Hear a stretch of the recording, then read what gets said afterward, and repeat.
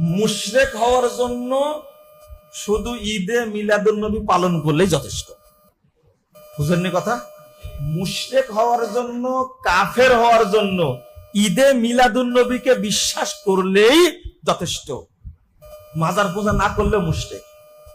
কারণ শ্রীকৃষ্ণের, হিন্দুদের শ্রীকৃষ্ণের নিয়মে তারা যেমন ভক্তি করে, শ্রীকৃষ্ণের নাম আসলে অনুষ্ঠান করে, ঠিক তারই আলোকে উপমহাদেশে ঈদে মিলাদুন্নবী যেখানেই মিলাদ পড়া হয়, যখনই বলা হয় ইয়া নবী সালামু আলাইকা, তখন সবাই কুদ্দা দাঁড়া যায় না?